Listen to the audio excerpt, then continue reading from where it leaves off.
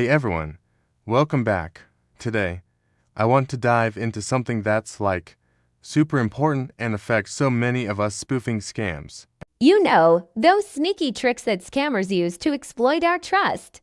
Yeah, they're out there, and we need to talk about it.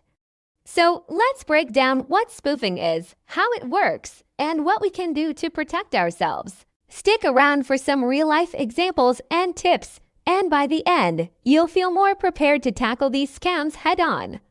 So first off, let's define spoofing scams. Essentially, they're tactics used by scammers to, impersonate someone else, usually to deceive you into giving away personal information or money. It's kind of scary when you think about it, right? Trust plays such a huge role in our daily interactions, and these scammers are just looking to exploit that.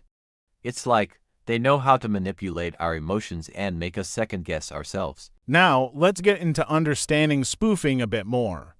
Scammers thrive on our trust. They use it like a weapon. It could be a phone call that seems legit, or an email that looks like it's from someone you know. There are different types of spoofing, and knowing the variations can help us stay alert. One common form is phone spoofing. So, how does that work? Basically, a scammer can make it look like they're calling from a trusted number, like your bank or even someone from your family. I remember watching a 60-minute segment where they highlighted this, and it was eye-opening. They had a real-life example where someone got tricked into thinking they were talking to the IRS.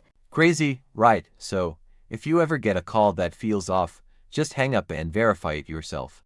Don't let those feelings of urgency push you into a corner. Then there's email spoofing. This one's tricky because a lot of us, tend to overlook the signs. Spoofed emails often have subtle typos or weird-looking links. Maybe the email looks familiar, but if you look closely, there's something just a bit off. Like, maybe the sender's name has a misspelling or the domain looks similar but isn't quite right. It's crucial to authenticate emails before clicking on anything.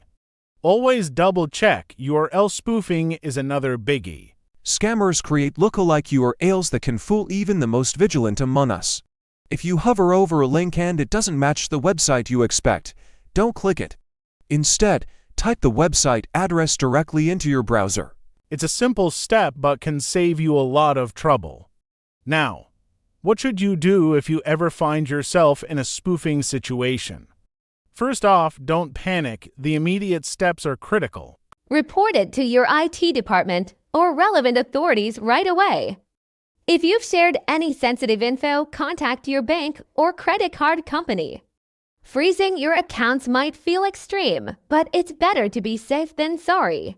And here's a big tip. Reset your passwords and update your security settings as soon as possible. Enable multifactor authentication wherever you can.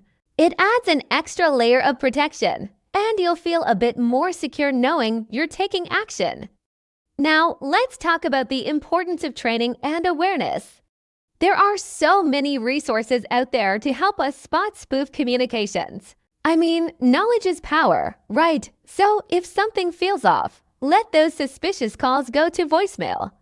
It's okay to take a step back and think things through. Maintain caution with your personal information. As we wrap up, I just want to remind you all how important it is to stay vigilant. We live in a digital world where skepticism isn't just a trait, it's a necessity. Trust your gut feelings, and don't be afraid to question the unexpected. If you learned something today, I'd love for you to hit that like button, subscribe, and drop your thoughts in the comments. Reflecting on this, I've realized how easy it is to get caught up in the rush of daily life and let our guard down. But we have to be proactive. There's a bit of gratitude here, too grateful for the lessons learned and the ability to share this knowledge with you. So, let's keep this conversation going. Stay safe out there and remember to embrace that healthy skepticism in all your digital interactions. Thanks for tuning in, and I'll catch you next time.